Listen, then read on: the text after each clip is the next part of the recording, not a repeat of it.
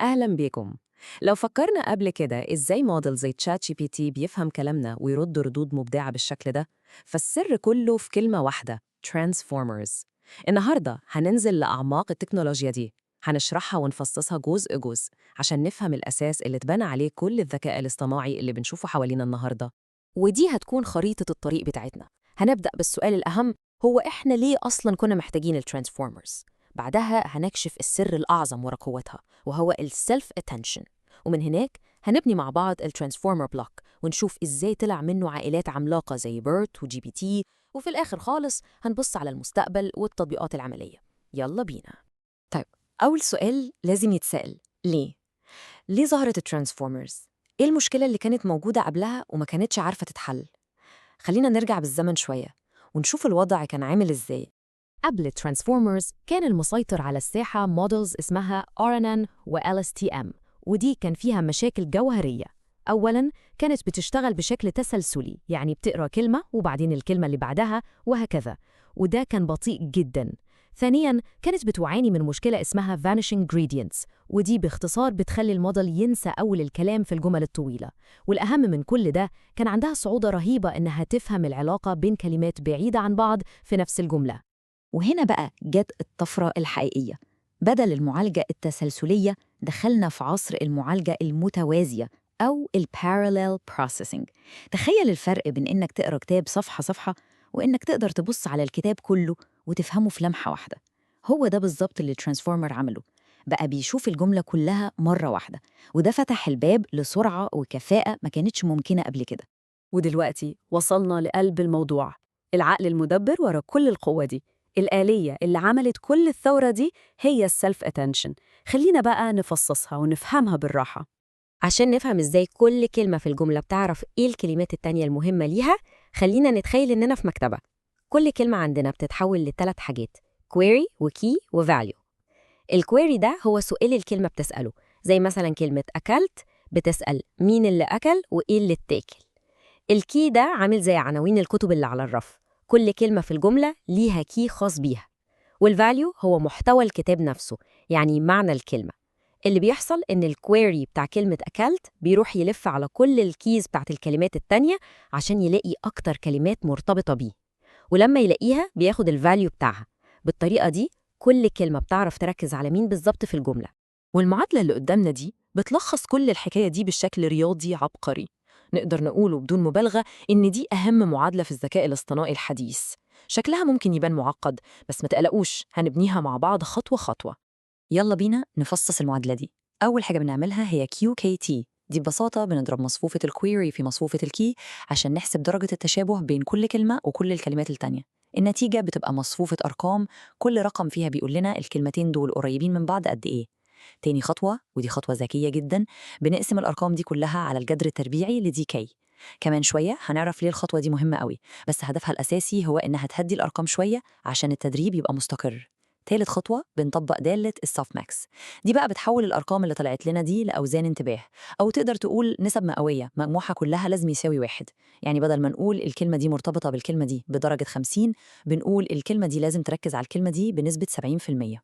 آخر خطوة بنضرب أوزان الانتباه دي في مصفوفة الفاليو. النتيجة، الكلمات اللي وزنها عالي صوتها بيعلى ومعناها بيبقى أقوى، والكلمات اللي وزنها قليل صوتها بيختفي تقريباً. طيب خلينا نقف هنا لحظة عند التفصيلة دي. ليه بنقسم تحديداً على الجذر التربيعي للدي كي؟ هل ده رقم محطوط كده وخلاص؟ لا طبعاً، ده وراه سبب رياضي جوهري بيضمن إن الموديل يقدر يتعلم أصلاً. إذن النقطة الجوهرية هنا هي الاستقرار الرياضي. لما الدايمنشن أو البعد بتاع الفيكتورات دي بيكبر، ناتج الضرب بتاع QKT ممكن يبقى أرقام ضخمة جدا.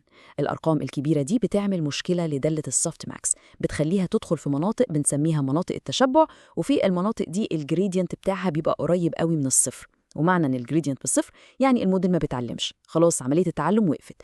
فالاسم على جذر دي كي دي بتضمن ان الارقام تفضل في نطاق معقول، وكأنها بتوطي الصوت شوية عشان الموديل يفضل سامع ويقدر يتعلم. تمام، كده فهمنا إزاي آلية الانتباه بتشتغل. لكن العبقرية ما بتقفش هنا. لو حسمنا الانتباه مرة واحدة ده شيء كويس، بس إيه اللي يحصل لو خلينا الموديل يبص على الجملة من كذا زاوية مختلفة في نفس الوقت؟ ده اللي بينقلنا للمولتي هيد اتنشن. هنا بتيجي فكرة المالتي هيد اتنشن. بدل ما نعمل عملية الاتنشن مرة واحدة بمجموعة واحدة من Q و K و V، بنعملها كذا مرة بالتوازي. كل مرة من دول بنسميها head، وكل head بيبقى عنده مصفوفات Q و K و V الخاصة بيه، وفي الآخر بنجمع نتائج كل الهيدز دي مع بعض في مصفوفة واحدة. طيب إيه لازمة كل ده؟ الفكرة إن كل هاد بيقدر يتخصص ويتعلم يركز على نوع مختلف من العلاقات في الجملة. يعني ممكن تلاقي هاد متخصص في العلاقات النحوية زي مين الفاعل ومين المفعول، وهاد تاني متخصص في العلاقات الدلالية زي الكلمة دي معناها قريب من الكلمة دي، وهاد تالت ممكن يركز على ترتيب الكلام نفسه. وجود رؤوس متعددة بيدي للموديل فهم أعمق وأغنى بكتير للجملة.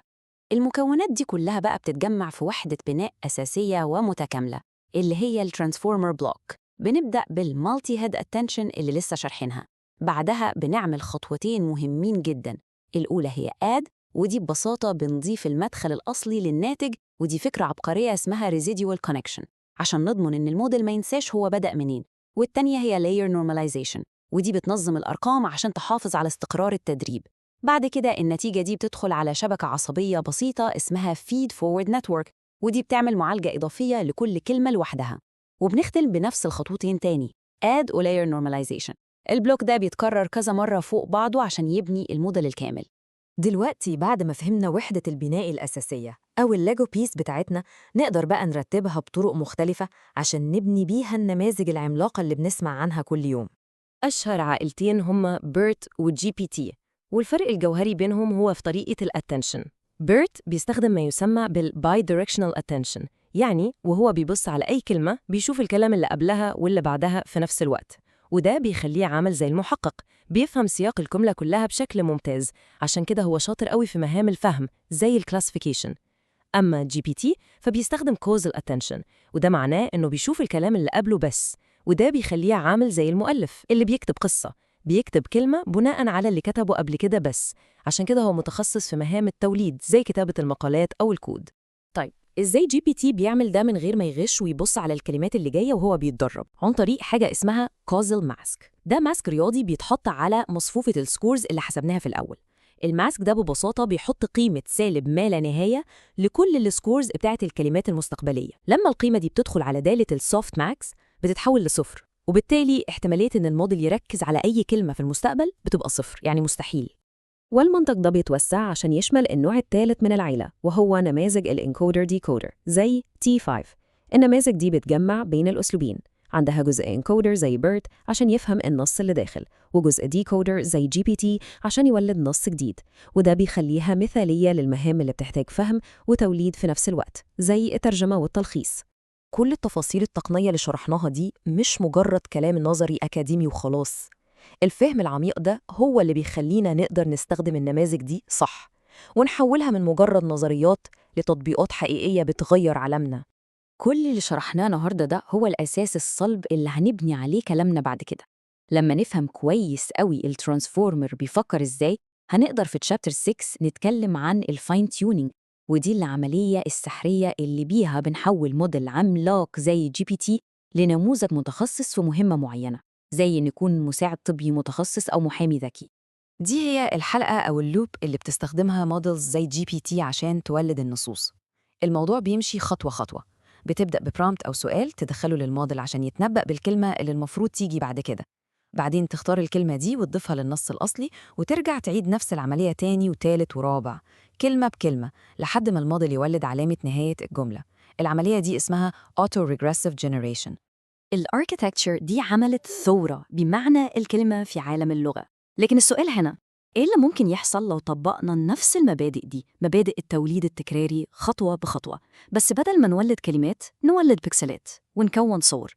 في الشرح اللي جاي هنستكشف عالي الديفيوجن مودلز،